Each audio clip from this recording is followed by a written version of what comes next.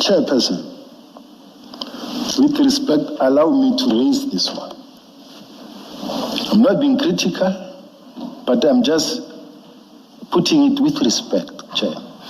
When the Chair says, I don't know who gave an instruction, when they said General MKHWANAZI rejected the docket because he felt that this docket, he didn't know how they left the province, and the Chair said, I can put myself in General MKHWANAZI's shoes.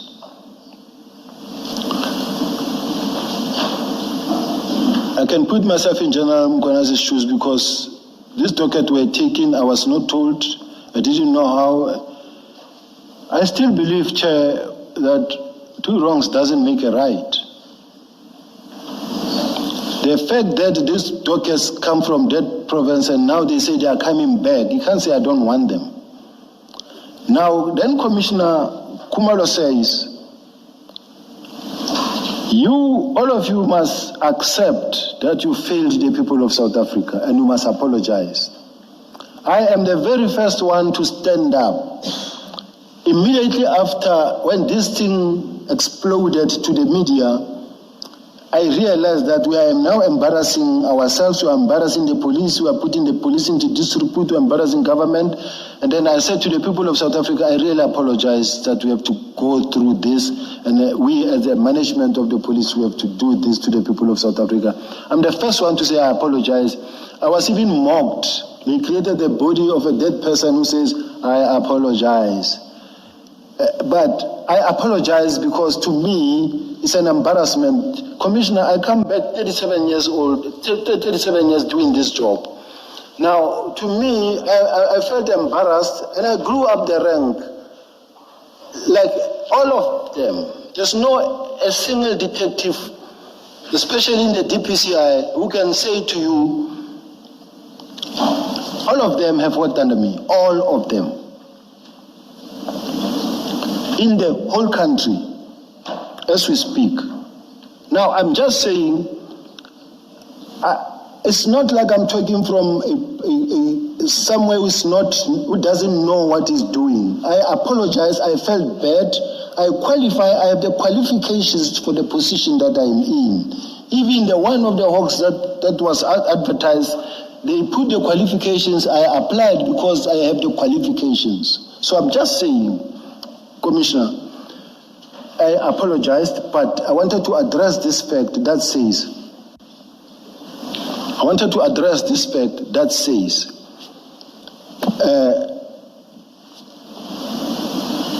the fact that General MKHWANAZI rejected those dockets on its own shouldn't have been allowed. The National Commissioner was supposed to say, General, we have the dockets here.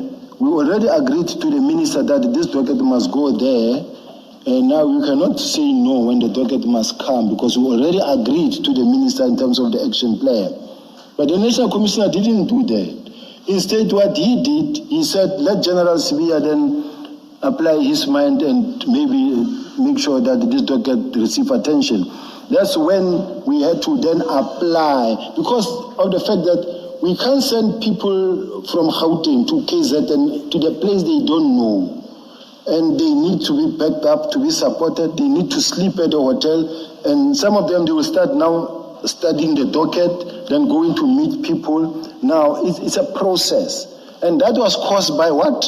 By the fact that General MKHWANAZI said, no, I don't want this docket in my province. That's the cause of the delay of everything. But I don't say I'm distancing myself from the confusion, commissioners. I'm not saying I didn't participate. I accept my role in the whole confusion. Thank you very much, Commissioners. Let me proceed. Proceed.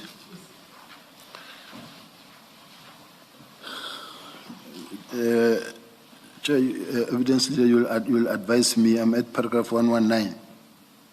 Yes, you are. All right. 118, my observation of the status of the 121 dockets handed over is that many of them had not been worked on since 2018. It is therefore incorrect and malafide to attribute any investigative delays to me, as these dockets were only under head office control for a period of 3 months.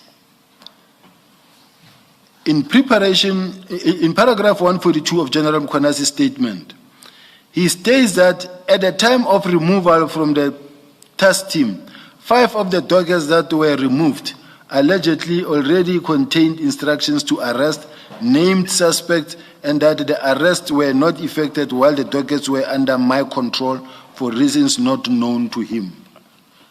I want to categorically deny or make it clear that I never had any docket in my possession. I didn't delay any docket. I didn't even have any insight of any docket. I wouldn't have known that there is this docket that is due, because the people who did a handing over was General Sintumula and General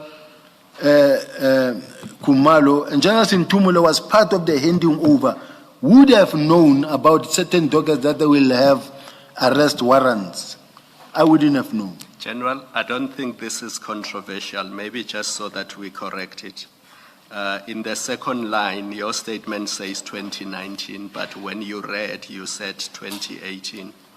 And then the period of 3 months, I think it's also not controversial that it was actually 5. You've already testified that the dockets were taken on the 28th of March, and they were returned sometime in August. So that's a 5-month period and not 3 months as recorded in your statement. I don't think that is controversial. It's just a matter of correcting it as we go along. Yes, even in mine is 2019, but what I know is that when you page through, you will find one that's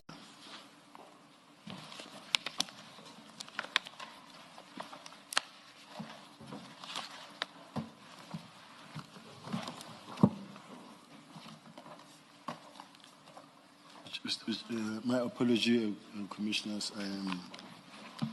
I'm slow when it comes to.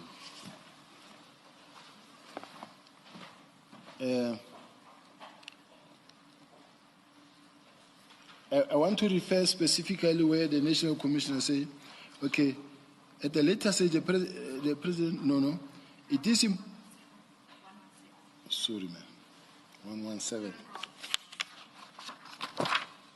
Paragraph 117. On the 15th of January 2025, Lieutenant General SIBIYA came to my office and found me with Major General Sibola. He briefed me on the prepared plan letter for the PKTT.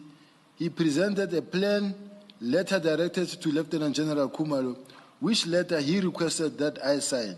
I did not sign the plan and told him I would prefer that it ultimately the PKTT was to be disbanded, which I was against. I did not want it to be abrupt, but rather be taken through the process of winding it down gradually. I told him to leave the matter with me, and I will continue with it myself and develop a report plan that the minister required. Lieutenant General SIBIYA was well aware that, as the National Commissioner, only I had the authority to sign off the letter he wanted me to sign. Notwithstanding this, he proceeded to issue the same letter under his own name on the 17th of January 2025, without even changing the due date, which was stated as 16 January 2025. This letter was issued under Lieutenant General SIBIYA's name after Lieutenant General Kumal and I briefed the minister on 16 January 2025 on Lieutenant General SIBIYA's involvement and association with the criminal syndicates. I deal with this briefing later. Now, in line with my discussion with Lieutenant General SIBIYA, I also had a discussion with Lieutenant General Kumalo.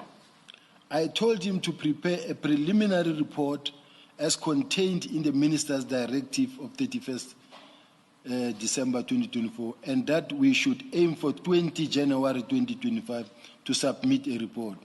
Since this was a direct instruction from me, it took precedence over Lieutenant General SIBIYA's instruction of 17 January. The reason why I wanted to read this, it pains me to see where the National Commissioner compares himself to me.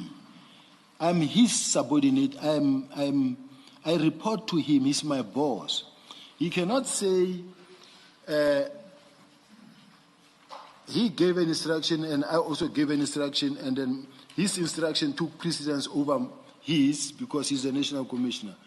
Whatever that I wrote or whatever that I submitted, all of it comes from the Office of the National Commissioner.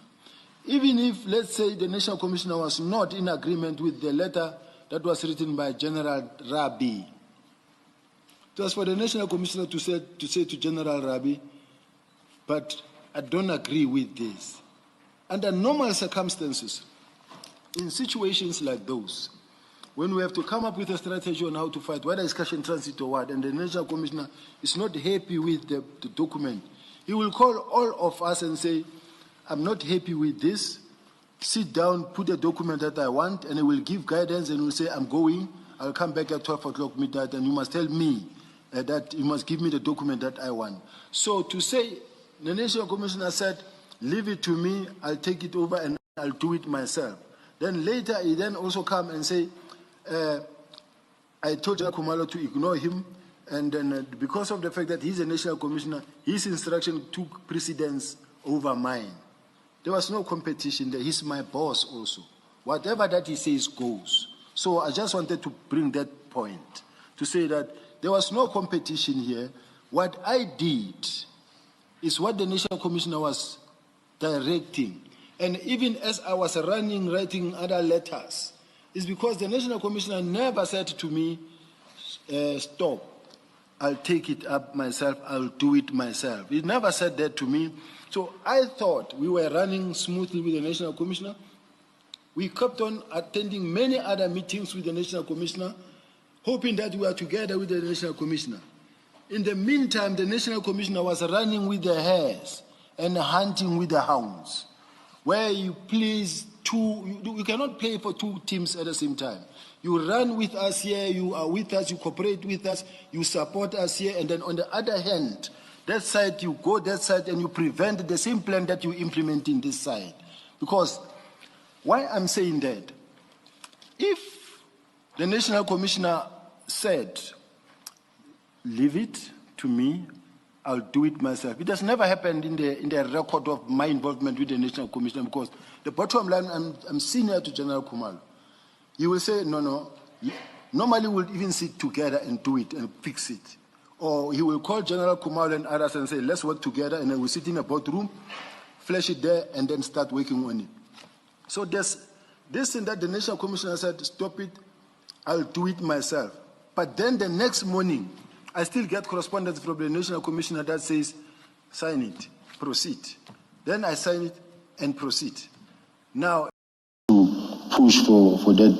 In other words, if I was promoted as a Major General in 2010, within 2011, and all of a sudden I'm again promoted, it's considered to be an irregular appointment. Okay. And that is why you had one of the witnesses testifying in the ad hoc commission about the possible appointment, I think General Khumalo, if I'm not sure, but I don't want to get into that space because it's not my testimony. Yes, and you say General MKHWANAZI was promoted outside of that policy, or contrary to that policy? Yes, because he was promoted in 2011. Yeah. And then within that year, he was promoted to become the acting national commissioner. Okay. And then within a day, I think a day or two, was then promoted to become a lieutenant general. Okay. The reason I ask, and you can say if it is a typo, and I'm really trying to see if it's a hard and fast rule that was complied with all the time. In your statement, you explain that you returned to the SEPS in 2022 July in the role of in the position of, or rank rather, of Major General. And then in the next paragraph, you say in July 2023, which is a year later, you were then promoted to Lieutenant General. That seems to suggest that